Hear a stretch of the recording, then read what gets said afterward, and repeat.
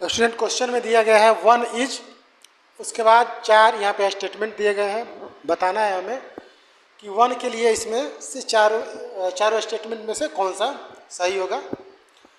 पहला statement student दिया गया है कि the identity for addition of rational number, the identity for subtraction of rational number, the identity for multiplication of rational number, the identity for division of rational number.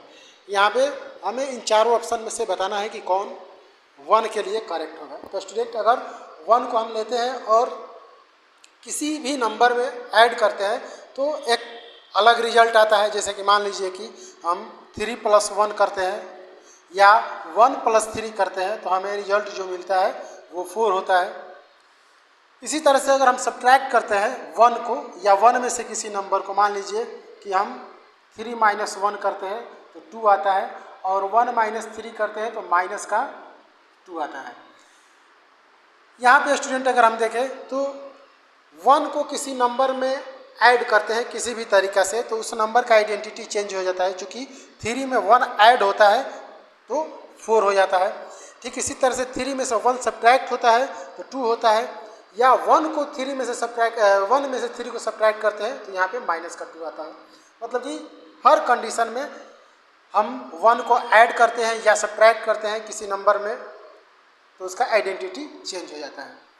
ठीक इसी तरह से अगर हम मल्टीप्लाई करते हैं, मान लीजिए कि 4 × 1 करते हैं या 1 × 4 करते हैं तो दोनों कंडीशन में जो इसका आंसर आएगा वो 4 होगा। यहाँ पे स्टूडेंट आप देख सकते हैं कि जो 4 का आइडेंटिटी है 1 के साथ मल्टीप्लाई करने पे वो लूज नहीं हो रहा है, मतलब कि बदल नहीं रहा है, मतलब कि इसका पहचान जो पहले था वो अभी भी है।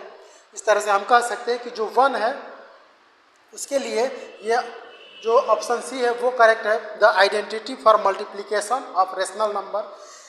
अब स्टूडेंट चूँकि 1 को किसी भी नंबर में जब हम मल्टीप्लाई करते हैं तो उस नंबर का जो आइडेंटिटी है वो बदलता नहीं है, इसलिए हम 1 को मल्टीप्लिकेटिव आइडेंटिटी बोलते हैं।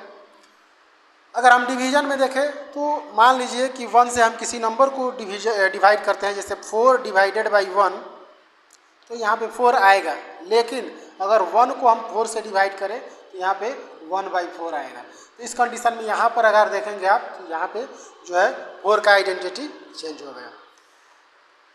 यहाँ पे जो हमारा ऑप्शन सी है उसको हम समझने के लिए ये कुछ एग्जाम्पल लिए थे